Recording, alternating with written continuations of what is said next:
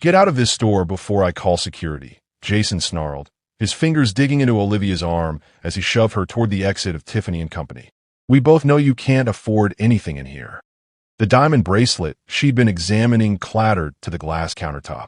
Around them, shoppers gasped and whispered behind manicured hands, their expressions a nauseating mix of shock and entertainment at the public humiliation unfolding before them.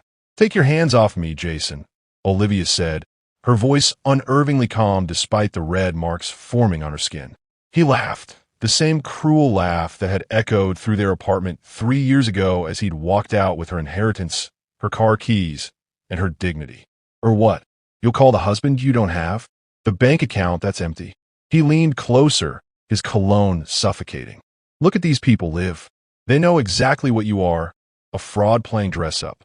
The sales associate stepped forward, alarm evident in her eyes. Ma'am, should I? Don't bother. Jason cut her off. She's leaving. Aren't you, Olivia? Something shifted in Olivia's expression. Not fear or shame, but a flash of steel that Jason had never seen during their marriage. She glanced at her watch, a timepiece worth more than everything Jason was wearing combined. You have exactly 30 seconds to remove your hands from my body, she said quietly.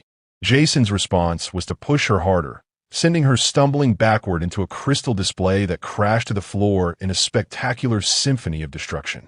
The sound silenced the entire store. You always were clumsy, he sneered over the stunned silence, satisfaction coursing through him at finally seeing her composure crack. Just like your pathetic attempts at being an artist, at being a wife, at being anything that matters. He didn't notice the subtle touch of the sales associate's finger to her earpiece. Didn't register the sudden darkening of lights throughout the mall beyond the store entrance. Didn't sense the silent alarm that had just triggered protocols across all 87 security cameras in the building. What he did notice was Olivia's smile. Small, knowing, and somehow terrifying. Time's up, she whispered. Every exit in the mall slammed shut simultaneously with an electronic thunk that echoed through the 3-story atrium. On the main floor below, water fountains ceased their dance as spotlights swiveled toward the Tiffany store entrance. The mall's ambient music cut off mid-song. The manager's phone rang. He answered it, his face draining of color as he listened to the voice on the other end. With shaking hands, he passed the phone to Olivia. Yes, she said into the receiver, her eyes never leaving Jason's increasingly confused face. No, don't worry. I'm not hurt. A pause. Of course. I'll wait here. She handed the phone back to the manager, who looked at Jason with a combination of horror and fascination.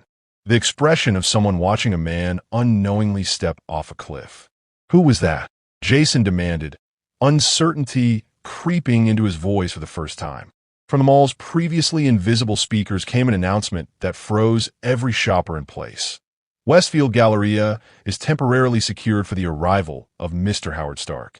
Please remain where you are. This is not an emergency. The name hit Jason like a physical blow. Howard Stark, billionaire tech mogul, owner of the city's skyline, and Jason's ultimate employer through a chain of subsidiaries that included the luxury car dealership where he worked. What does Howard Stark have to do with? The question died on his lips as comprehension dawned, terrible and complete. Olivia straightened her cream blouse where Jason had grabbed it, revealing a small, elegant pin on her lapel. The Stark Industries insignia in platinum and diamonds. My husband doesn't appreciate people putting their hands on me, she said simply. Through the glass storefront, Jason could see a phalanx of black-suited security personnel clearing a path. Through the main concourse. Behind them walked Howard Stark himself, his face set in the cold, calculating expression that had graced the cover of Forbes magazine just last month. Under the headline, The Man Who Never Forgets an Enemy. He was heading straight for Tiffany and Company, straight for Jason, and the look in his eyes promised retribution that no apology could possibly avert. Hey everyone, I'm absolutely blown away by all your amazing comments coming in. Where are you watching from today? If you're as shocked as I am about what's about to happen to Jason, make sure you hit that subscribe button right now. Because trust me, you do not want to miss what this billionaire husband does next. Drop your predictions below. Don't touch her again.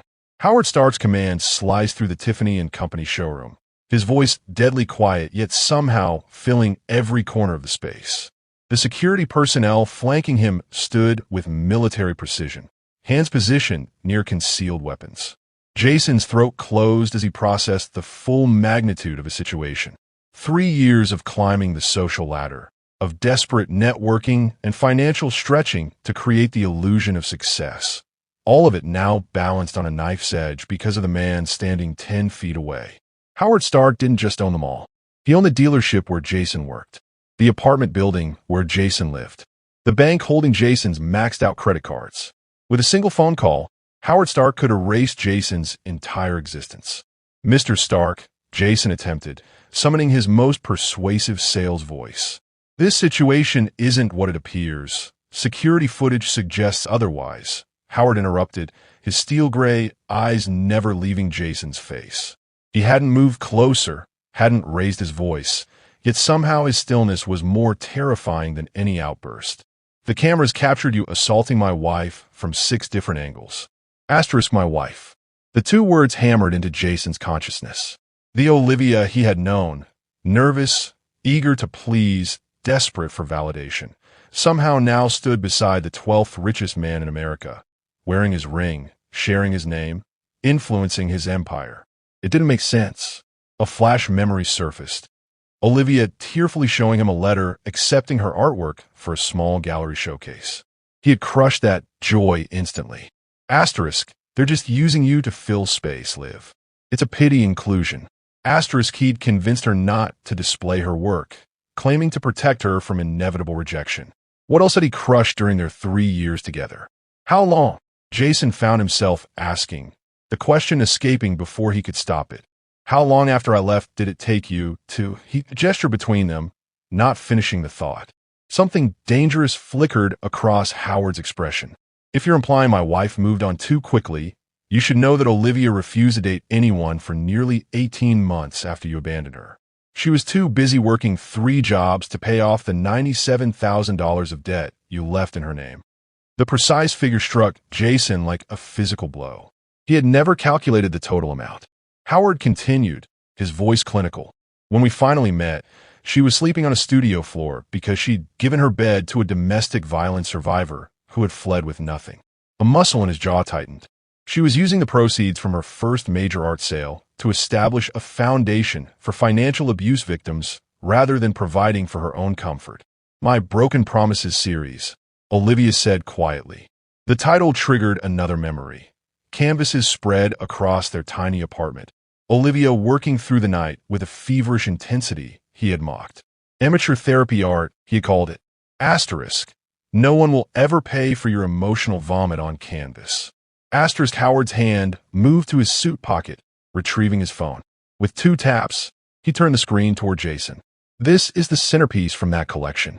On the screen appeared a haunting, mixed-media piece. Layers of torn financial statements, credit card bills, and what looked like wedding vows, partially obscured by slashes of crimson and black. Despite its chaotic elements, the composition held a devastating beauty that caught Jason's breath. "I purchased this for $420,000 at Christie's," Howard said, his voice softening as he glanced at Olivia. "It hangs in our bedroom as a daily reminder of what she overcame." The figure made Jason's knees buckle. He grabbed the counter edge to steady himself, accidentally knocking over a velvet display of diamond earrings. No one moved to pick them up. "That's impossible," he whispered. "Her paintings weren't worth. The current waiting list for an original Belfort is." 3 years, came a new voice from the store entrance. Rachel Green approached, her auburn bob immaculate as always, her gallery owner's analytical gaze taking in the scene with undisguised satisfaction. The same woman who had rejected Olivia's portfolio 6 times during their marriage. Even with prices starting at 7 figures, the demand exceeds her output, Rachel continued, though she insists on donating half of every sale to her foundation. Jason's eyes darted between them, his reality tilting on its axis. 7 figures, he repeated numbly. A cold smile touched Howard's lips. "The painting you told her looked like a child finger painting in the dark just sold at Sotheby's for $3.2 million. The floor seemed to drop from beneath Jason's feet. During their marriage, he had insisted Olivia focus on practical skills instead of her art, had belittled her aspirations as childish fantasies. had strategically scheduled social obligations whenever she had planned to paint, then criticized her for not completing work, all while she had been sitting on talent worth millions. "You never filed our marriage license," Olivia said suddenly, her voice so quiet Jason almost missed it. "Howard's investigators found that out. You kept the paperwork I signed, but never submitted it. We were never legally married." The revelation hung in the air between them. Jason had indeed kept their marriage legally invalid, an insurance policy against community property laws if he ever needed a clean exit, which he had taken the day her father died, when her small inheritance had hit their joint account. "I was going to file it," he lied automatically, the salesman in him scrambling for control. "Things were just complicated with spare us." Howard cut him off, nodding to someone over Jason's shoulder.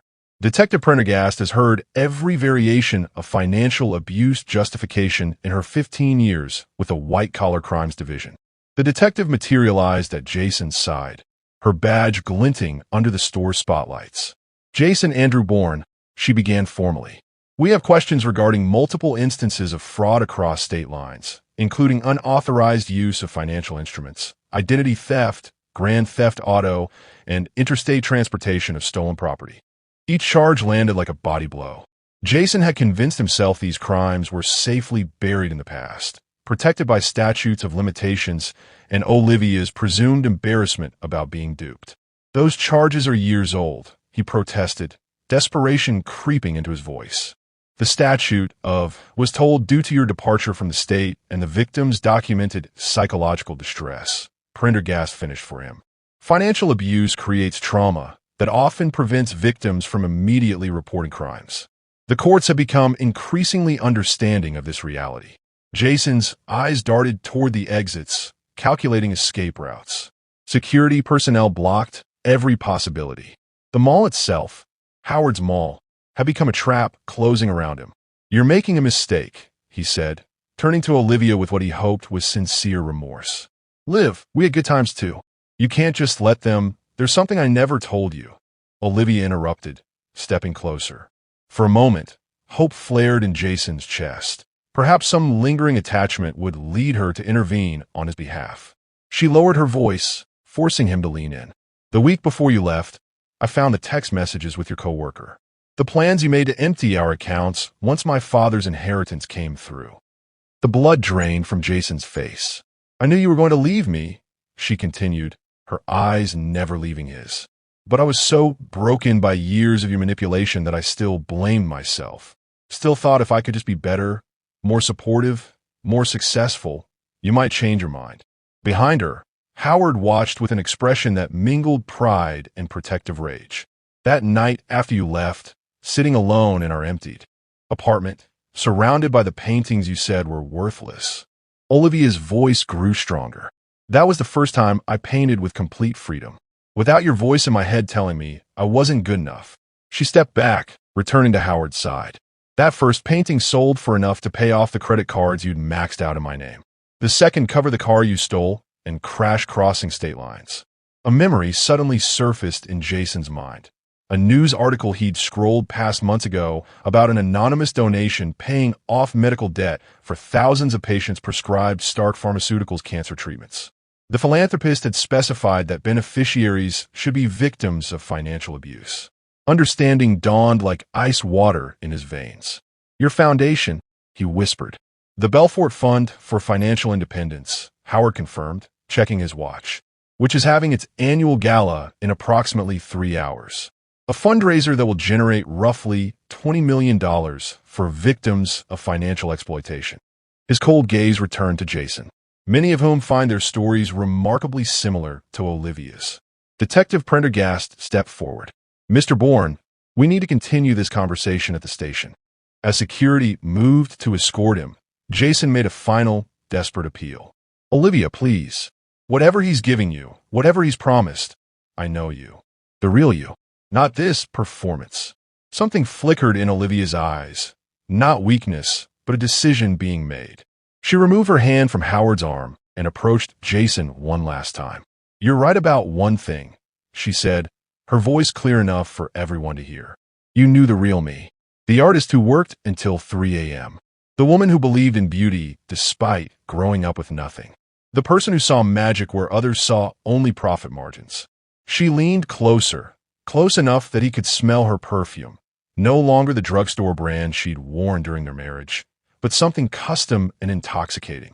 What you never understood was that the real me was always destined for more than the cage you built. Her eyes, once so easy for him to manipulate, now held a confidence that made him shrink. Howard didn't make me successful, Jason.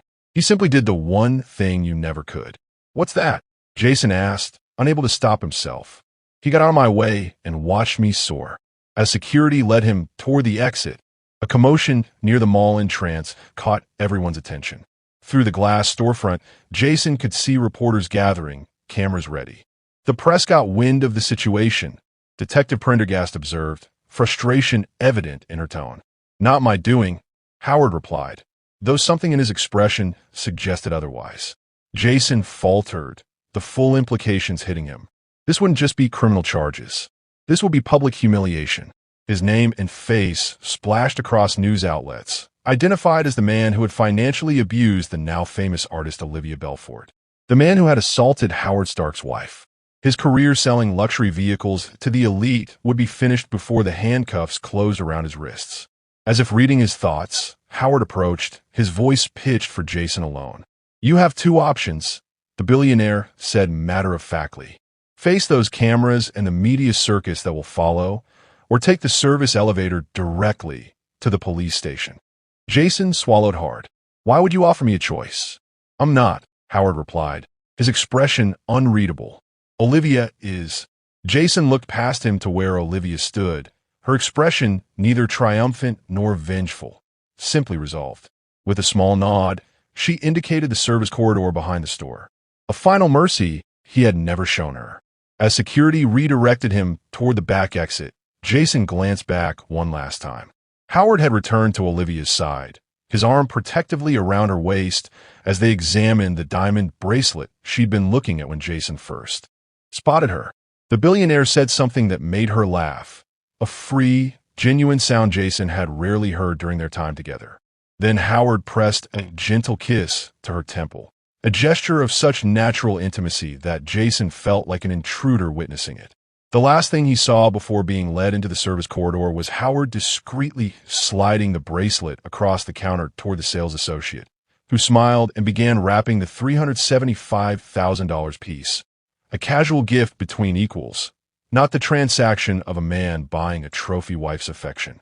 What Jason couldn't see, as the service door closed behind him, was Olivia reaching into her purse and extracting an identical bracelet, which she handed to Howard with a teasing smile, having purchased a matching piece for him 2 weeks earlier as an anniversary gift. Partners, not predator and prey. And watching from a discreet corner of the store, Rachel Green made a quiet call to her most reliable media contact. You know that story I promised you about financial abuse recovery? I've got something better.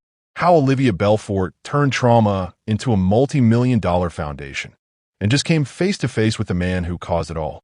As Jason disappeared into the service elevator, Detective Prendergast's phone buzzed. She checked it, her expression changing subtly before she looked back at Olivia. Mrs. Stark, she called. There's something you should know about the accounts Mr. Bourne opened in your name. They weren't the only ones. We've identified at least 7 other victims with the same signature fraud pattern. Howard's arm tightened protectively around Olivia as the detective continued. And one of them, Prendergast added, her eyes narrowing, was found dead under suspicious circumstances 3 months ago. Hey there, amazing viewers. This story just took an unexpected turn. Are you as shocked as I am? Drop a comment letting me know where you're watching from and what you think Jason might be involved in. If you haven't subscribed yet, hit that button now. You definitely don't want to miss what happens next in this wild twist of events. Could Jason be involved in something even darker? Stay tuned. Suspicious circumstances? Olivia repeated, her composure finally cracking. Detective, are you saying Jason might be involved in a— We're not using that word yet. Detective Prendergast interrupted, her eyes darting to the mall's glass ceiling where media helicopters now circled like vultures. But Melissa Thorne's case has troubling similarities to your situation. Financial draining, emotional manipulation, identity theft, followed by complete abandonment. Howard's arm tightened around Olivia's waist. And now she's dead. The detective nodded grimly. Found in her bathtub 3 months ago. Initially ruled suicide, until we discovered the life insurance policy Jason helped her take out 6 weeks before her death. A policy listing him as beneficiary through a shell company we've only just connected to him. The blood drained from Olivia's face. I had no idea he was capable of this. Howard finished, his voice dangerously quiet. I've been telling you for 3 years, Liv. Men like that don't stop at financial abuse. The Tiffany store had been cleared of customers, but through the glass walls, curious onlookers gathered in growing numbers. Cell phones raised to capture whatever drama was unfolding. Security personnel formed a protective barrier, their backs to the store as they faced the increasingly restless crowd. We need to move you both to a secure location, Prendergast insisted. If Bourne realizes we've made the connection to Melissa Thorne, there's no telling what he might do. Howard checked his watch. A nervous habit Olivia had noticed emerged only when he felt events slipping beyond his control. The penthouse has the highest security in the city. He knows where we live. Olivia cut in, her artist's eye catching a sudden movement near the service corridor where Jason had disappeared. And I'm not convinced he's actually in custody yet. All heads turned toward the service door, which stood slightly ajar. Confirm Bourne's location. Prendergast barked into her radio. Static answered her. Jenkins? Martinez? Report status. The radio crackled with interference before going silent. Howard's expression darkened. Your officers were supposed to escort him directly to booking. Something's wrong, the detective muttered, drawing her weapon. Protocol is to maintain radio contact during prisoner transport. Rachel Green appeared at Olivia's elbow, her gallery owner's composure replaced with genuine alarm. The reporters are saying there's a bomb threat. The north entrance is being evacuated. Distraction. Howard concluded immediately. Olivia, stay with me. But Olivia was already moving toward the store's back room. Driven by an instinct she couldn't explain. There's something else going on. Jason isn't clever enough to plan this alone. 3 years of marriage to Jason had taught Olivia to recognize the subtle signs of his manipulation, the carefully constructed chaos that allowed him to slip away unnoticed, usually with something valuable. She had seen him employ the same tactics at parties, creating conflicts between other guests to disguise his own transgressions. A bomb threat at the opposite end of the mall. Officers who mysteriously stopped responding. The growing media presence that pulled security's attention outward rather than inward. Classic Jason misdirection, but executed with a precision he'd never possessed. He has a partner, she realized aloud. The service door burst open, revealing not Jason, but a security guard Olivia recognized from Howard's executive team. Blood trickled from a gash on his temple. They've got the feeds, he gasped, staggering forward. All of them. Every camera in the building. Howard was instantly at the man's side. Who has the feeds, Reynolds? Don't know, the guard managed. Professional job. They knocked out Martinez and Jenkins, took their weapons. Used my credentials to access the security hub. He looked up at Howard with genuine fear. Sir, they've locked down the executive elevator to your office. My office? Howard repeated, understanding dawning in his eyes. The safe. Olivia felt the blood drain from her face. The Belfort Fund files. 3 months earlier, Howard had compiled comprehensive documentation of Jason's financial crimes against Olivia. Not just for prosecution, but to create a pattern recognition algorithm for the foundation to help identify similar cases of financial abuse. The files contained everything: account numbers, transaction histories, psychological evaluations detailing the manipulation tactics Jason had employed, and a USB drive with an unreleased documentary about Olivia's journey from victim to advocate, scheduled to premiere at next month's fundraiser. A documentary that named names, exposed tactics, revealed the network of enablers who had helped Jason hide his financial crimes. If he gets those files, Prendergast said grimly, he can identify every victim who's come forward, every witness prepared to testify. Howard's phone rang, a distinctive tone Olivia had heard only once before when a hacker collective had attempted to breach Stark Industries' security protocols. His private security chief. Stark, he answered tersely, putting the call on speaker. Sir, "We have a situation," came the clipped response. "2 minutes ago, someone accessed your private server using your biometric override. They're downloading the Belfort Fund database." "That's impossible," Howard replied. "The override requires my fingerprint, retinal scan, and voice authentication," the security chief finished, "which they somehow have. The system registered it as a 98% match to your voice print." Olivia's mind raced. "The charity gala last month," she whispered. "You gave that speech about the foundation's work. It was recorded from every angle. And my fingerprints are on file with the DMV, which was hacked last quarter," Howard added, the implications settling over him like a shadow. "But retinal scans can't be duplicated without direct access to your annual physical," Olivia finished, the puzzle pieces clicking into place. With Dr. Lowe, Howard's expression hardened, who conveniently retired last month after receiving a 7-figure wire transfer from an offshore account. Detective Prendergast was already on a radio, calling for backup. "We need to lock down the executive floor." Too late. Howard's security chief responded through the phone. "The download is complete, and they've initiated a building-wide security protocol. All elevators are disabled, emergency exits sealed. It's designed to trap intruders inside, but they're using it to prevent pursuit." A chill ran through Olivia as she realized the full scope of what was happening. This isn't just about the files or the money. This is about silencing me before the documentary launches. Her eyes met Howard's. "Before I can publicly identify everyone involved in Jason's schemes." Howard's expression shifted from controlled anger to something Olivia had seen only once before. The night he'd discovered the full extent of what Jason had done to her. The night he'd promised that justice would come, no matter the cost. "Reynolds," he addressed the injured security guard. "Is the maintenance passage to the executive floor still accessible?" "Yes, sir." "Through the utility room behind the food court." Howard turned to Prendergast. "Get Olivia to safety." "I'm going after them." "Absolutely not," both women said simultaneously. "Howard," Olivia continued, gripping his arm. "This is exactly what they want. To separate us. To isolate me from protection while you walk into whatever trap they've set." "She's right," the detective agreed. "We stay together, move to a defensible position, and wait for tactical support." But Howard was already shaking his head, the set of his jaw betraying the decision already made. "The files aren't their endgame. They're leverage." "Leverage for what?" Prendergast demanded. "The Belfort Foundation's main account." Olivia realized, horror washing over her. $47 million earmarked for victim services. Howard and I are the only authorized signatories. "And the override protocols for emergency fund transfers," Howard added grimly, "require both my biometrics and Olivia's voice confirmation. They need her to complete whatever they've started." The implications hung heavy in the air. Jason hadn't simply evaded arrest. He was executing a carefully orchestrated plan that had likely been in development for months, if not years.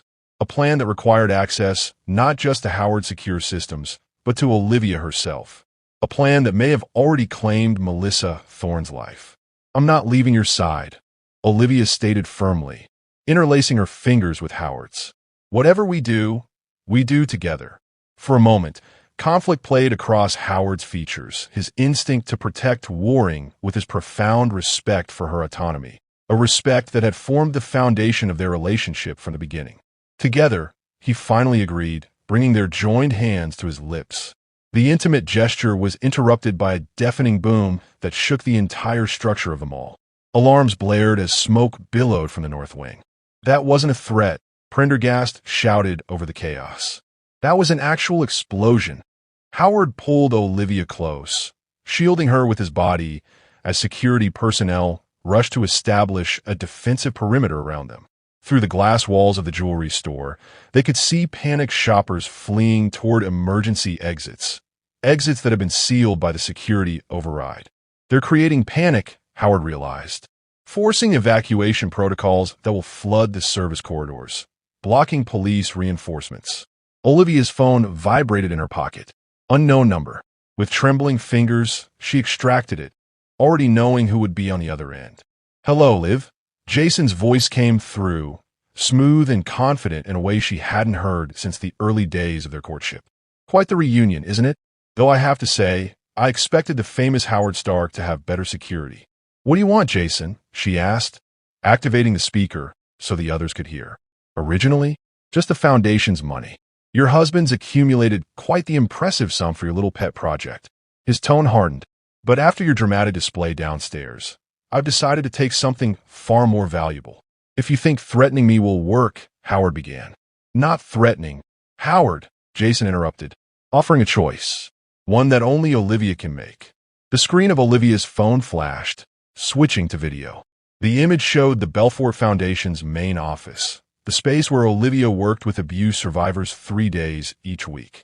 Seated in the center, bound to chairs and gagged, were 3 women Olivia recognized immediately. Former victims who had agreed to appear in the documentary. Women who had trusted her with their stories, with their identities, with their safety. "You have 15 minutes to reach your foundation office," Jason continued, his voice overlaid on the disturbing images. "Alone. If anyone accompanies you, if Howard or the police attempt to intervene, these women will join Melissa in whatever comes after this life." The video shifted to show a 4th woman, her face bruised almost beyond recognition. Melissa Thorne, alive despite what the police had believed. "She didn't die in that bathtub, Liv." Jason's voice continued as Olivia stared in horror at the screen. "That was just another woman who had the misfortune of resembling her. Melissa has been helping me understand exactly how your foundation works, how to access its resources, how to identify others who might be receptive to our business proposition. This isn't about money," Olivia realized aloud. "This is about your network, the people who helped you commit fraud." "Very good." Jason's voice held a note of genuine admiration. "The documentary you've been producing would expose not just me, but dozens of professionals who've made very comfortable livings helping men like me exploit women like you. Bankers, lawyers, identity brokers." The camera panned to show a familiar face standing behind Melissa's chair, Rachel Green, the gallery owner who had been with them in Tiffany's just minutes earlier. "Rachel," Olivia whispered, betrayal cutting deeper than she'd thought possible.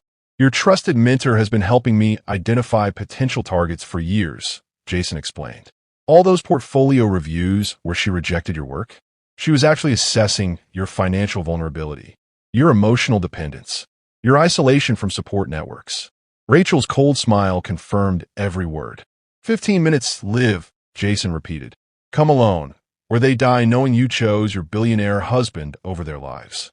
The call ended abruptly, leaving Olivia staring at the blank screen as alarms continued to blare throughout the mall.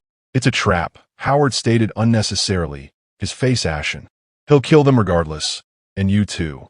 We can have tactical teams at the foundation in 12 minutes. Prendergast added, already coordinating with dispatch. But Olivia was no longer listening. She was remembering Melissa's determined face at foundation meetings. The quiet courage of the other women who had trusted her to protect their identities while sharing their stories. Women who now faced death because they had been brave enough to speak out. "Jason doesn't want to kill them," she said slowly. "He wants to control them, use them. He needs them alive to access their rebuilt credit, their new accounts, their recovered assets." Her eyes met Howard's. "Just like he used me." "What are you saying?" Howard asked, though his expression suggested he already knew. "I'm saying I understand Jason in ways none of you do. I know how he thinks, how he operates." Olivia squared her shoulders. "And I know exactly how to beat him at his own game." Howard's face reflected the internal war between his trust in her capabilities and his fear for her safety. "Olivia, please, you've spent 3 years helping me reclaim my power," she interrupted gently. "Now I need you to let me use it." Their eyes held for a long moment, a silent conversation flowing between them. Finally, Howard nodded, though every line of his body conveyed his struggle. "What do you need from us?" he asked simply. Olivia's expression hardened with resolve as she outlined her counterplan. A strategy born from 3 years of psychological healing and the intimate knowledge of her abuser's tactics. As she spoke, Detective Prendergast's eyes widened with growing respect. Howard's security team exchanged impressed glances, and Howard himself watched her with a mixture of fear and pride that spoke volumes about the foundation of their relationship. When she finished, silence hung in the air for several seconds before Howard spoke. "It could work," he acknowledged, "but the risk is mine to take," Olivia finished firmly. "For 3 years, Jason has haunted the edges of my life, threatened the foundation, targeted other women. She reached for Howard's hand, drawing strength from his touch. Today it ends, one way or another. As the team mobilized around her plan, Olivia removed her wedding ring, a simple platinum band that had been Howard's grandmother's, and pressed it into her husband's palm. "Keep this safe," she whispered. "I'll be coming back for it." Howard's fingers closed around the ring, his other hand cupping her cheek. "You'd better." Their kiss was brief but fierce, a promise, a declaration, a moment of connection before the storm. As Olivia turned to leave, following Reynolds toward the service corridor that would lead her to the foundation offices, Howard called after her. "Olivia."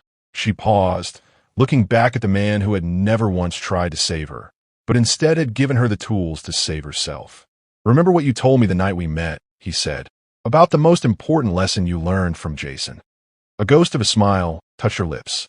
"That the most dangerous weapon against an abuser is the truth they taught you about themselves." With those words hanging in the air between them, Olivia disappeared into the service corridor, alone but far from powerless, heading toward a confrontation 3 years in the making. What Jason didn't know, what he couldn't possibly anticipate, was that the frightened, malleable woman he had abandoned no longer existed. In her place stood someone who had transformed her trauma into a weapon and was now bringing it back to its source. As Howard watched her go, Detective Prendergast moved to his side. The woman he knew would have walked into that trap without a plan, she observed quietly. The woman he knew died the day he left her, Howard replied, his eyes never leaving the door through which his wife had disappeared. What rises from that kind of betrayal is something far more formidable. "Let's hope you're right," the detective said grimly, "because Jason Bourne isn't working alone, and we still don't know who's really running this operation." Howard's phone vibrated with an incoming message, a single line of text from an unknown number that chilled his blood despite the mall's sweltering chaos. "Did you really think I'd let her build a life without me? Everything she has, including you, has always been part of my plan." As tactical teams swarmed through the mall and Howard raced to implement Olivia's strategy, the message glowed ominously on his screen, raising a question none of them had considered. What if Jason's obsession with Olivia had never been about money at all? Hey, amazing viewers, I'm absolutely blown away by all your incredible comments and theories about what's happening. Where are you watching from today? Drop it in the comments. If you haven't subscribed yet, now is definitely the time, because trust me, you do not want to miss what happens next in this explosive confrontation. Is Jason working for someone else? What is his true obsession with Olivia? Let me know your thoughts below. Olivia's footsteps echoed through the deserted service corridor, each step carrying her deeper into a past she'd spent 3 years trying to escape. The emergency lights cast eerie shadows across the concrete walls, transforming the mundane passageway into something from a nightmare. Her nightmare, the one where Jason always found her again. "You'll never really be free of me," he had whispered the night he left, his breath hot against her ear as she lay sobbing on their apartment floor. Asterisk, "No one will ever see you the way I do. No one will ever want what's left after I'm done." Asterisk 4 months after he disappeared. Those words had haunted her more than the emptied bank accounts or the creditor's relentless calls. The certainty in his voice, the ownership, as if her very soul belonged to him, regardless of distance or time. A distant explosion rocked the building, followed by the wail of sirens. Howard would be implementing her plan now, creating diversions to thin out Jason's accomplices. She checked her watch, 11 minutes remaining. 11 minutes to reach the foundation offices, to face the monster who had nearly destroyed her, to save the women who had trusted her with their most vulnerable stories. Her phone vibrated, a text from an unknown number. Asterisk, "Remember the night you tried to leave? I still have the scar where you cut me. I've been saving something special for you ever since." Asterisk Olivia's steps faltered as the memory crashed through her carefully constructed defenses. Their second anniversary, when she discovered credit card statements showing charges for hotel rooms, expensive jewelry she'd never received. When she'd finally gathered the courage to pack a suitcase. Going somewhere, Jason had appeared in the doorway, his voice unnervingly calm as he blocked her exit. "My sisters," she had managed, the lie transparent even to her own ears. What followed was the most terrifying night of their relationship. Not because of physical violence. Jason was too clever for such obvious abuse, but because of the calculated psychological warfare he had unleashed. He'd taken her phone, emptied her purse of cash and credit cards, then sat across from her at their kitchen table, a knife placed precisely between them. "You have two choices," he had told her, his voice eerily detached. "Cut me deep enough to need medical attention, which give you about 30 minutes to escape, or admit you're nothing without me and promise never to try leaving again." For 6 hours he had kept her there, describing in meticulous detail how he would systematically destroy every relationship she had if she ever attempted to leave. Her sister would receive evidence of an affair that never happened. Her parents would discover falsified tax returns in their names. Her few remaining friends would be sent manipulated photos, recordings, messages.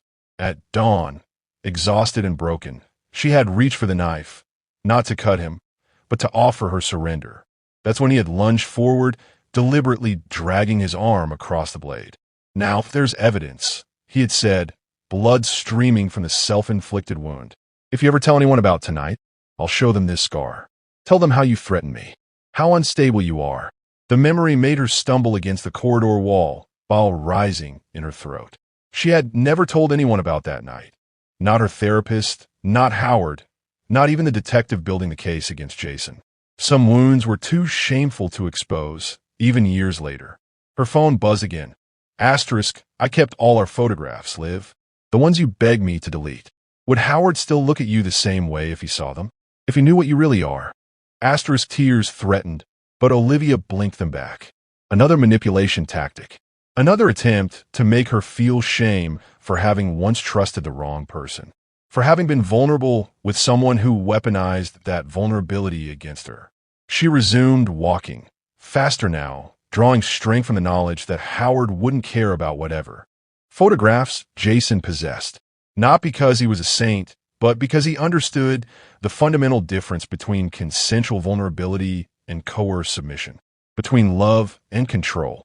Howard, who had waited 4 months after they met before even kissing her, who had insisted she maintain her own bank accounts even after they married, who had commissioned a legal team to pursue Jason for financial restitution, but had never once suggested she needed rescuing. Another memory surfaced, their first real conversation at the charity auction where Howard had purchased her painting. "Your work is extraordinary," he had said, without a trace of the condescension she'd grown accustomed to from men evaluating her art. "You've captured something most people never acknowledge about financial abuse." "What's that?" she had asked, surprised by his insight. "That the deepest wound isn't the money. It's the theft of self-belief." His eyes had met hers with uncomfortable perception. The way they convince you that your instincts can't be trusted, that your reality isn't real. She had stood speechless, a glass of champagne halfway to her lips, as this stranger articulated what 3 therapists had struggled to help her express. "I'm sorry," he had backtracked, mistaking her silence for offense. "I overstepped. It's just my mother." Similar situation. "No," she'd finally managed. "You're exactly right. That's precisely what I was trying to convey." It was the first time since Jason left that someone had truly seen her, not as a victim to be pitied or a damaged woman to be fixed, but as an artist whose pain had been transformed into insight. Howard had never asked for her number that night, had never presumed any connection beyond their mutual appreciation for her work. It was Olivia who had reached out 2 weeks later, inviting him to her studio opening. 3 months passed before their first real date. 6 before he told her he loved her. A year before he proposed, on the condition that she maintain her career, her separate finances, her independence. "I don't want to possess you," he had explained, holding the vintage ring that had belonged to his grandmother. "I want to build something with you. Equal partners, equal voices, equal power." The memory strengthened her resolve as she neared the end of the service corridor. Howard had given her the space to heal, to rebuild, to discover her own strength. Now she would use that strength to protect others from the fate Jason had planned for them. As she reached the door leading to the main corridor outside the foundation offices, her phone buzzed a final time. Asterisk, "Did your billionaire husband ever tell you about the night I contacted him? 6 months before you met. Did he mention how I offered to tell him everything about you? Your weaknesses, your triggers, your deepest insecurities for the right price? Asterisk Olivia froze, her hand on the door handle. Asterisk. Ask yourself why a billionaire would suddenly appear at your first gallery showing. Why you pursue a nobody with financial problems and emotional baggage. He bought more than your painting that night, Liv. He bought the blueprint to owning you. Asterisk the message landed like a physical blow, activating the deeply rooted doubts Jason had spent years cultivating. Was it possible? Had her entire relationship with Howard been built on manipulation from the beginning? Had she escaped one controller only to fall into the hands of a more sophisticated one? For one terrible moment, her courage faltered. The door handle slipped from her suddenly numb fingers. The old familiar voice in her head, the one that sounded suspiciously like Jason, whispered that she was naive, foolish, perpetually destined to be someone's project rather than someone's equal. Then she remembered the expression on Howard's face just 20 minutes earlier when she had outlined her plan to confront Jason. Not possessive anger or controlling fear, but the complex emotion of a man watching someone he loved choose to face danger, respecting her decision while fearing its consequences. The look of a true partner, not an owner. With renewed determination, Olivia pushed through the door into the main corridor. The foundation offices stood just 30 yards away, their glass doors reflecting the emergency lights like a warning beacon. Through the transparent walls, she could see them, 4 women seated in the center of the open-plan office. Melissa Thorne's head hung forward, her long hair obscuring her face. The others, Sarah, Tricia, and Yvonne, sat rigid with tension, eyes darting toward the doorway as Olivia approached. And behind them, monitoring a laptop connected to the foundation's server, sat Jason, looking exactly as he had the day he walked out, down to the expensive watch she now knew he'd purchased with her inheritance. Standing guard near the women, Rachel Green held what appeared to be a security officer's weapon. Her gallery owner's poise had transformed into something predatory as she monitored the corridor. Taking a deep breath, Olivia pushed through the glass doors into the foundation office. Rachel immediately trained the gun on her, while Jason looked up with a smile that twisted Olivia's stomach. Right on time, he said, his voice carrying that familiar note of condescension masked as approval. Always so obedient when properly motivated. Let them go, Olivia said quietly, her eyes moving to each captive woman in turn. Your issue is with me. Jason laughed. The same dismissive sound she'd heard countless times when expressing an opinion he found amusing. My issue is with this entire operation you've built to destroy men like me. These women, he gestured to the captives, have made serious accusations against important people. People who pay me very well to ensure their reputations remain intact. By silencing their victims, Olivia concluded. That's what this is really about, isn't it? Not just the foundation's money, but eliminating witnesses who could testify against your clients. Something flickered across Jason's face, surprise, quickly masked. She had never confronted him so directly during their marriage, had never dared to articulate the strategies behind his manipulation. Clever girl, he recovered, standing to approach her. Howard's been teaching you to think like the big boys. He circled her slowly, a predator reacquainting himself with prey. But you're still the same Olivia underneath. Still desperate for approval. Still willing to sacrifice yourself for others. Rachel kept the gun trained on Olivia as Jason continued his circuit, stopping behind her to whisper in her ear. Did you read my last message? About Howard? Olivia didn't flinch, though her heart hammered painfully against her ribs. Yes. And Jason's breath was warm against her neck, triggering a visceral revulsion she fought to conceal. And I don't believe you. She turned to face him, forcing him to step back. You're doing what you've always done, trying to isolate me by destroying my trust in anyone who cares about me. For an instant, genuine rage contorted Jason's features, the mask of charm slipping to reveal the hatred beneath. Then, with visible effort, he composed himself. Such faith, he mocked. Let's test it, shall we? He gestured to Rachel, who extracted a flash drive from her pocket and tossed it to him. This contains a recording of my conversation with Howard Stark from 3 years ago, before you met, before your miraculous rescue from poverty. He inserted the drive into the laptop, his finger hovering over the trackpad. Would you like to hear how much he paid me for information about you? how interested he was in your psychological weaknesses, your insecurities about your art, your desperate need for validation. Olivia swallowed hard, fighting to maintain her composure. If such a recording exists, I'll listen to it. But it won't change what I know to be true. Jason's smile widened as he clicked play. A conversation began, Howard's distinctive voice unmistakable as he discussed Olivia, her work, her background. So you're saying she's vulnerable to financial manipulation? Howard's voice asked. That's useful information. Olivia's breath caught painfully in her chest. Asterisk, extremely vulnerable, Jason's recorded voice replied. Asterisk, she has no concept of her actual worth. Convince her you value her art, and she'll be pathetically grateful. Invest in her, and she'll mistake financial support for emotional connection. Asterisk, asterisk. And what do you get out of sharing this information? Asterisk Howard again, his tone calculating. Let's just say I maintain an interest in Olivia's future, Jason's voice responded. Asterisk, consider it professional courtesy between men who understand the value of inside information.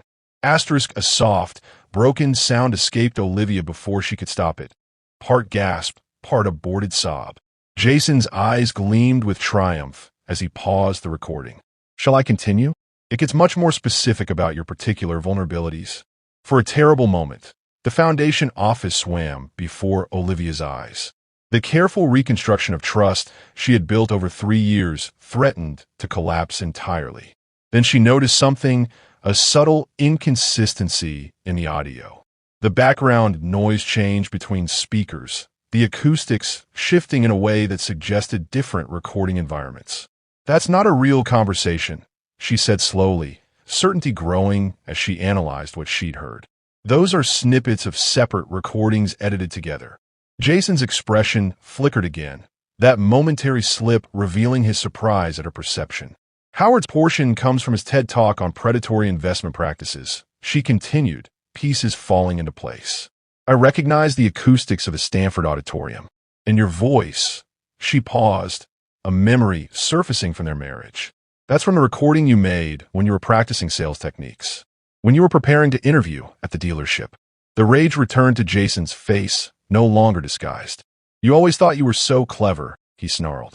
Always analyzing, questioning, doubting. If you just trusted me without all your pathetic insecurities, I would still be trapped with you. Olivia finished for him, a weight lifting as she recognized the familiar tactic. Still believing I was worthless without your approval. She took a step toward him, something shifting in the power dynamic between them. That's why you really left, isn't it? Not because of the money. Not because a better opportunity came along. Another step forward, forcing him to retreat. You left because I was starting to see through you. Starting to trust my own perceptions again. Shut up, Jason snapped, glancing toward Rachel. This isn't going according to plan. Rachel tightened her grip on the gun. Just get the access codes for the transfer. We're running out of time. Jason regained his composure with visible effort. Right. Enough reminiscing. He returned to the laptop, typing rapidly. $47 million, transferring to 5 separate offshore accounts. All I need is your voice confirmation, Liv. And if I refuse? His smile returned, colder now. Then Rachel starts with Melissa. 1 bullet for each minute you delay. As if on cue, Melissa raised her head, revealing a face so swollen from beatings that Olivia barely recognized her. Their eyes met, and Melissa managed to form a single word through split lips. Don't. 30 seconds, Jason warned, nodding to Rachel, who pressed the gun barrel against Melissa's temple. Olivia closed her eyes briefly, centering herself. When she opened them, her gaze fixed on the emergency sprinkler system directly above Jason's head.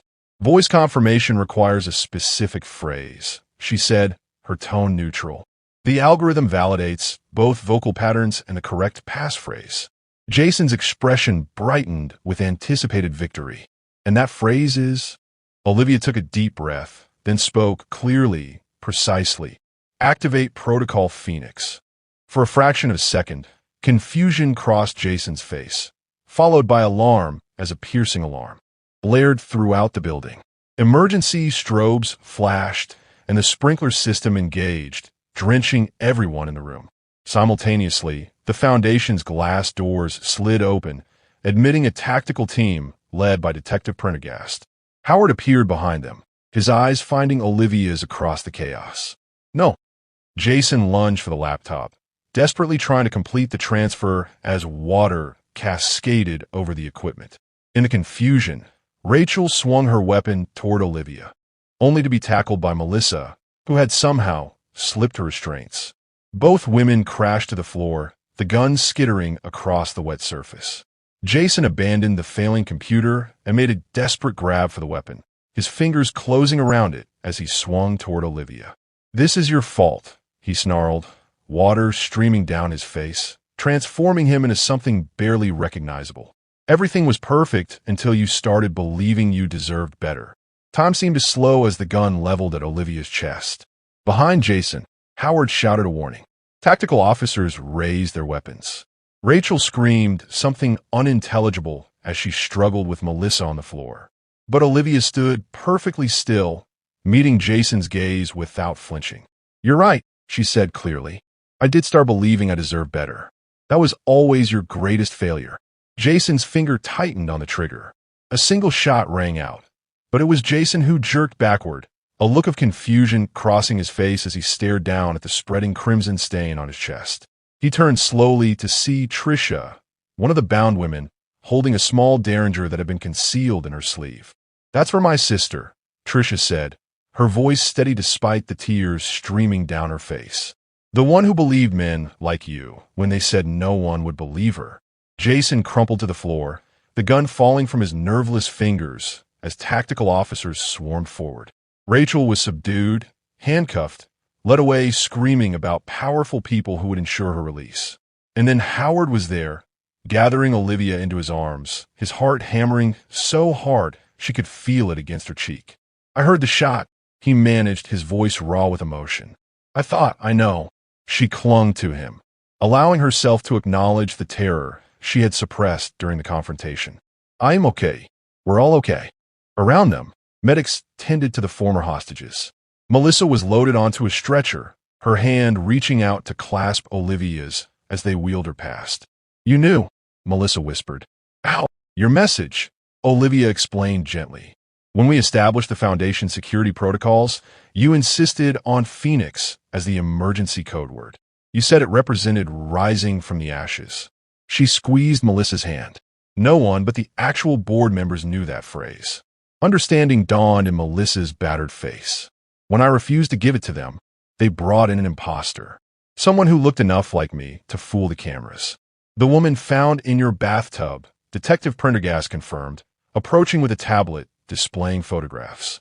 Facial recognition just confirmed she was Christina Weber, reported missing 3 months ago.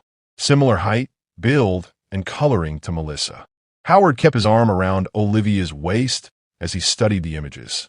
"They killed an innocent woman to fake Melissa's death, to prevent us from looking for her, and to access her Foundation credentials without raising alarms," Olivia added, the full horror of Jason's operation becoming clear. "How many others, Detective? How many women has he targeted?" "We're still piecing it together," Prendergast replied grimly. "But based on the files we've recovered from Rachel's phone, at least 28 over the past 3 years, all following the same pattern. Financial abuse followed by complete identity theft once he'd established control. Not just for money," Olivia realized, the final pieces clicking into place. For his clients, powerful men who needed vulnerable women silenced. Howard's arm tightened around her waist. Domestic abusers, sexual predators, financial criminals, men who paid premium rates to ensure their victims had no credibility, no resources, no support system, the detective confirmed. "Your foundation was threatening their entire operation by helping these women rebuild their lives, by giving them back their voices." As the full scope of Jason's criminal enterprise became clear, Olivia felt a complex wave of emotions. Relief that it was over, grief for the women who had suffered, and a strange, unexpected sense of validation. Her instincts had been right all along, even when Jason had done everything in his power to make her doubt them. "He's still alive," a medic reported as they loaded Jason onto a stretcher. "But critical. The bullet nicked his pulmonary artery." Olivia turned to Howard, sudden exhaustion washing over her. "I need to go with Melissa and the others to the hospital." They shouldn't be alone right now. Howard nodded, unsurprised by her choice to put others first even in this moment. It was, after all, one of the qualities he most admired in her. I'll come with you. As they prepared to leave, Detective Prendergast approached with Olivia's phone. This was found in Jason's pocket. He appears to have been monitoring your messages for months using spyware. She hesitated, then added gently, there's evidence he accessed your private photos, financial records, even therapy notes. The violation struck Olivia like a physical blow, the realization that even after rebuilding her life, Jason had still been invading her privacy, still monitoring her most vulnerable moments. He never really let me go, she whispered, leaning more heavily against Howard. No, Howard agreed, his voice tight with controlled fury. But now you can truly let him go.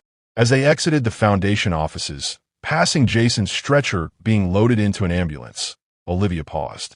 Despite everything, some irrational part of her needed to see him one last time. Needed confirmation that the monster who had haunted her life for so long was finally rendered harmless. Jason's eyes fluttered open as she approached, recognition dawning in his pain-glazed stare. He tried to speak, blood bubbling at the corner of his mouth. Don't, Olivia said quietly. There's nothing left for you to destroy. Nothing left for you to control. She reached into her pocket and extracted her wallet, removing a photograph she had carried for 3 years. The only picture she had kept from their relationship. It showed them on their first date, Jason's arm possessively around her shoulders, her smile uncertain, eyes seeking approval. Slowly, deliberately, she tore the photograph in half, then quarters, then smaller still, letting the pieces fall onto his chest. This is the last power you'll ever have over me, she told him, her voice steady despite the tears tracking silently down her cheeks. The power to make me understand my own strength. As she turned away, Howard's arm encircling her once more, Jason made a small, broken sound, not of rage or defiance, but of final, devastating comprehension. He had lost everything, while the woman he had tried to destroy had risen from those very ashes to build something beautiful, lasting, and true. In the ambulance on the way to the hospital, Olivia finally allowed herself to collapse against Howard's chest, the delayed shock of the day's events catching up to her all at once. He held her as she sobbed, not tears of weakness or trauma, but the powerful release of a burden carried too long. He told me I'd never be free of him, she managed between breaths. That no one would ever see me as anything but what he made me. Howard's hand gently stroked her hair, his own eyes bright with unshed tears. He was wrong about so many things, he said softly, but nothing more than that. As the ambulance wound its way through city streets toward the hospital, Howard recounted how he had realized Olivia's plan the moment she mentioned. Protocol Phoenix, how tactical teams had been waiting for her signal, how they had tracked Jason's accomplices through the mall security system. You never doubted me, she marveled, gradually regaining her composure. Not once during this entire ordeal. Howard's expression grew serious. Olivia, when you outlined your plan to confront Jason, do you know what I saw? She shook her head. I saw the woman I fell in love with at that first gallery showing. The one who had transformed unspeakable pain into profound beauty, who had used her own healing to create space for others to heal. His voice roughened with emotion. The strongest person I've ever known. As the ambulance arrived at the hospital, Olivia realized something fundamental had shifted within her. The lingering fear that had shadowed even her happiest moments. The irrational certainty that Jason would someday return to reclaim her had finally been laid to rest. Not because he was dying in another ambulance somewhere behind them, but because she had faced him, the architect of her deepest trauma, and recognized him for what he truly was. Not an all-powerful force that would forever define her existence, but merely a broken man whose only real power had been what she had allowed him to possess.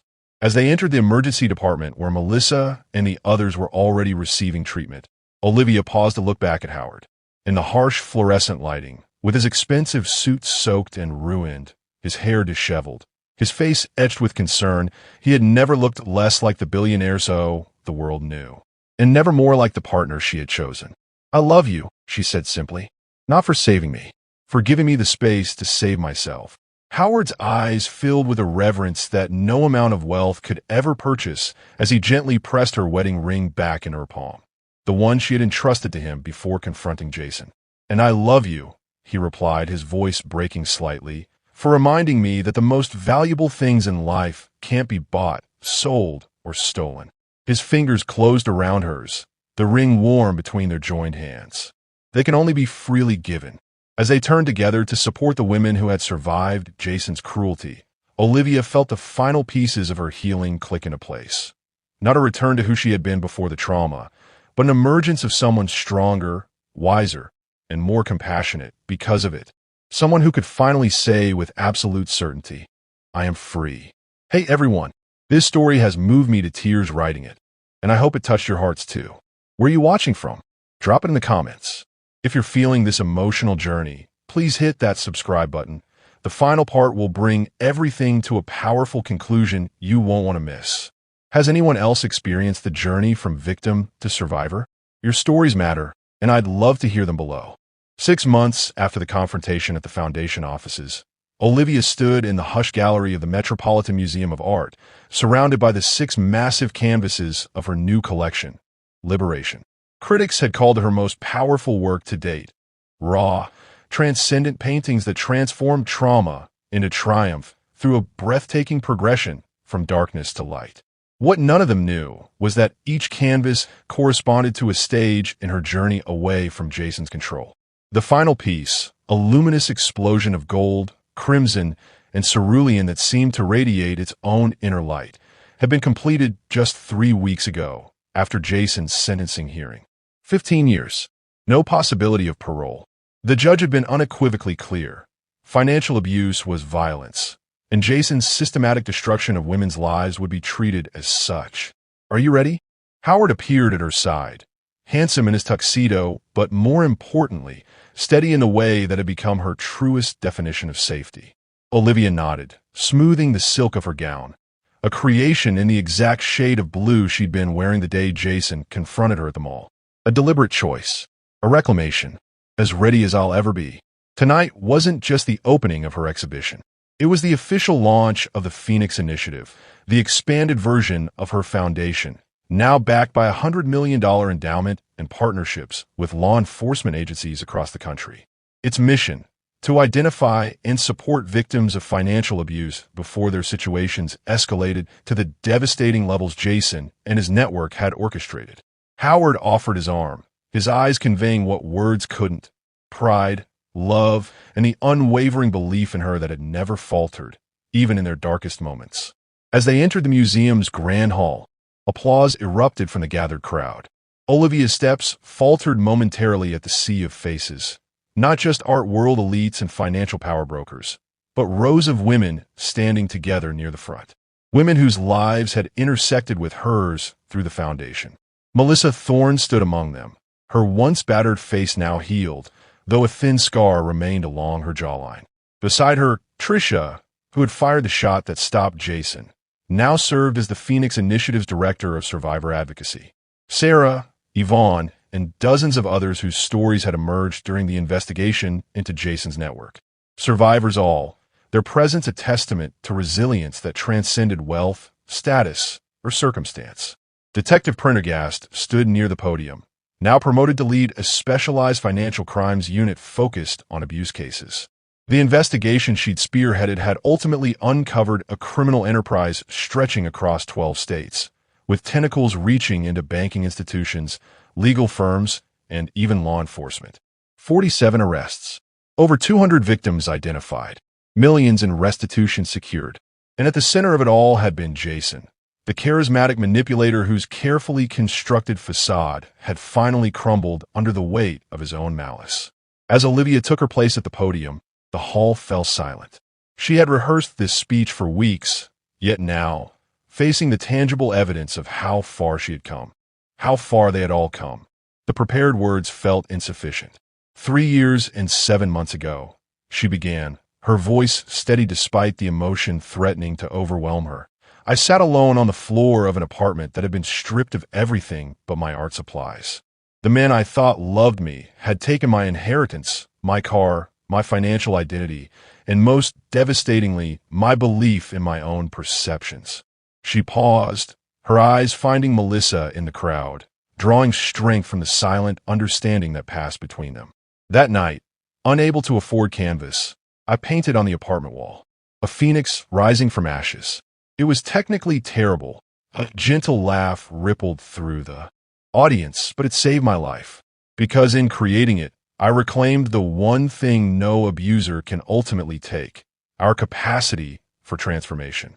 Howard watched from the side, his eyes never leaving her face as she continued. Financial abuse remains the least recognized form of domestic violence, yet it is present in 99% of abusive relationships. It leaves no visible bruises, breaks no bones, but it shatters something just as vital: economic agency. The fundamental right to control your own resources, make your own choices, build your own future. The room was utterly still, hundreds of people hanging on her every word. When I started the Belfort Foundation, I believed its purpose was to help women rebuild what had been taken from them. Today, with the launch of the Phoenix Initiative, I understand that our true mission is greater. Not just to restore what was lost, but to create something that never existed before, a comprehensive system to identify, prevent, and prosecute financial abuse before it escalates to psychological imprisonment. She gestured to the screens around the hall, which displayed the initiative's innovative early warning system, an algorithm designed to detect patterns of financial control and isolation before victims became fully ensnared. This technology, developed in partnership with Stark Industries, can analyze banking patterns to identify potential abuse situations. But more importantly, it connects potential victims with resources before crisis points are reached. Before they hear the words I heard, "You'll never really be free of me." A murmur ran through the crowd as the implications sank in. Jason believed that. Olivia continued, her voice softening. He believed his control was absolute and permanent, that even if I escaped physically, I would carry his voice in my head forever. She looked up, her eyes bright with unshed tears. And for a long time I did. Howard stepped forward as if drawn by an invisible thread, stopping just at the edge of the stage, close enough to support, far enough to ensure this moment remained entirely hers. During his trial, Jason was asked why he continued monitoring me long after our relationship ended. His answer was perhaps the only honest thing he ever said to me. Because I couldn't stand that she rebuilt without me, that she found happiness I didn't authorize. Olivia's voice caught slightly, the emotion finally breaking through her composure.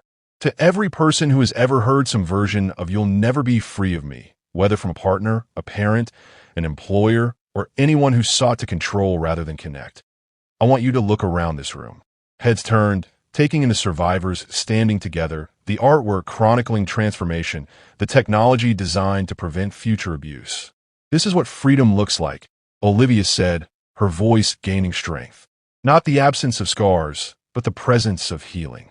Not forgetting what happened, but refusing to let it define what happens next. She extended her hand toward Howard, who joined her on stage, their fingers intertwining with a natural synchronicity of true partners. 6 months ago, a man who once controlled every aspect of my existence confronted me in a jewelry store, believing he could still intimidate me into smallness. What he couldn't understand, what abusers never understand, is that reclaiming your life after trauma doesn't make you vulnerable. It makes you unstoppable. The applause began slowly, then built to a thunderous standing ovation that echoed through the museum's grand hall. Howard squeezed her hand gently, his eyes conveying everything words couldn't. As the formal portion of the evening transitioned to the exhibition viewing, Olivia found herself surrounded by survivors, each with a story to share, a moment of connection to offer. Melissa embraced her fiercely, whispering "thank you" against her ear. "For what?" Olivia asked when they separated. "You were the one who tackled Rachel, who kept fighting even after everything they did to you." Melissa shook her head, the thin scar along her jaw catching the light. "For believing me when I said the woman they found wasn't me. Everyone else accepted the dental records, the DNA tests, all falsified by Jason's connections in the medical examiner's office. I knew your voice," Olivia said simply. "No matter what technology they used to fake that call, it wasn't you. It had been that certainty, Olivia's absolute conviction that the Melissa on the phone was an imposter that had launched the investigation, leading to the discovery of Jason's entire operation. Her trust in her own perceptions, once systematically destroyed by Jason's gaslighting, had ultimately been the downfall of his criminal enterprise. Later, as the crowd thinned and the evening drew to a close, Olivia found herself alone before her final painting. The explosion of light emerging from darkness that critics had called transcendent. Howard approached quietly, 2 flutes of champagne in hand. To the artist, he said softly, offering her a glass. And to the warrior, Olivia accepted the champagne, studying his face in the gallery's gentle lighting. You never asked me what I was thinking that day in the mall when I first saw Jason again. Howard raised an eyebrow. What were you thinking? That I wish you were there, she admitted. Not to protect me, but to witness how far I'd come. To see that the woman who once could barely speak above a whisper when contradicting him was now standing her ground. I wish I'd seen it too, Howard said, his gaze warm with admiration. Though I'd get to see you outmaneuver a criminal mastermind and save 4 women's lives, so I can't complain about missing the opening act. Olivia laughed, the sound echoing through the now empty gallery. Free, unburdened, authentic. Then her expression grew more serious. The night before Jason's sentencing, I visited him in the hospital. Howard's surprise was evident. You never told me. I needed to do it alone, she explained. To say the things I never could during our marriage. To look him in the eye as an equal, not as a victim. What did you say? Howard asked gently. Olivia looked up at her painting, at the light emerging triumphant from darkness. I thanked him. Howard's brow furrowed in confusion. Not for the abuse, she clarified. Never for that, but for teaching me exactly how strong I really am. She turned back to her husband, eyes shining with hard-won wisdom. Without intending to, he gave me the greatest gift possible, the knowledge that I can survive the worst and still create beauty, still love deeply, still help others find their way to freedom. Howard set down his champagne and gently took her face in his hands, his touch reverent. You know what amazes me most about you, Olivia Belfort Stark? Not your talent, not your resilience, but your capacity to transform pain into purpose. We all have that capacity, she said softly. Some of us just need help remembering it. As they prepared to leave, Olivia paused at the gallery entrance for one last look at her work. 6 canvases chronicling a journey from darkness to light, from captivity to freedom, from victim to creator. The exhibition would travel to 23 cities over the next year. The Phoenix Initiative would establish offices in every state. The algorithm would protect countless women from experiencing what she had endured. But in this quiet moment, what mattered most was simpler. She had kept her promise to the broken woman who had painted a phoenix on her apartment wall 4 years ago. The promise to build something meaningful from the ashes of what Jason had destroyed. Outside the museum, a reporter approached as they waited for their car. Microphone extended. Mrs. Stark, one final question. After everything you've been through, what would you say to Jason Bourne if he were standing here now? Howard tensed slightly beside her, protective instincts flaring. But Olivia smiled, a genuine, peaceful expression that transformed her face. Nothing at all, she said, with quiet certainty. I've finally reached the place I once thought impossible, where he no longer deserves any of my words. As their car arrived and Howard held the door, Olivia glanced back at the museum where her journey now hung on public display. Not as a victim's lament, but as a testament to the human capacity for regeneration after devastation. Inside her evening purse, her phone vibrated with a notification. The Phoenix Initiative's first intervention had successfully connected a woman in Arizona with emergency resources, removing her and her children from an escalating financial abuse situation before it turned violent. What is it? Howard asked, noting her expression. Olivia showed him the message, joy illuminating her face in the city's nighttime glow. It's working, she said simply. She's going to be okay. As they drove away from the museum, Olivia rested her head against Howard's shoulder, a profound sense of completion washing over her. The path from that apartment floor to this moment had been arduous, painful, sometimes seemingly impossible. But she had walked it step by step, reclaiming not just her financial independence or her artistic voice, but something far more precious, her right to define her own story. 3 years ago, Jason had left her with nothing but his poisonous prediction. You'll never really be free of me. Tonight, surrounded by the tangible evidence of how completely wrong he had been, Olivia finally laid that ghost to rest. Not because she had forgotten, not because she had forgiven, but because she had transcended. And in that transcendence, she had discovered the most powerful truth of all. Sometimes, the most magnificent rebirth requires the most complete destruction. Sometimes, losing everything becomes the doorway to finding what can never be taken away. From the ashes of what was, the phoenix of what could be, rising, soaring, free. Hey, beautiful souls, I'm absolutely overwhelmed by your amazing comments throughout this story journey. Where are you watching from? I'd love to know. If this story of resilience and transformation touched your heart, please hit that subscribe button. Your support means everything and helps me bring more stories like Olivia's to light. Has anyone experienced their own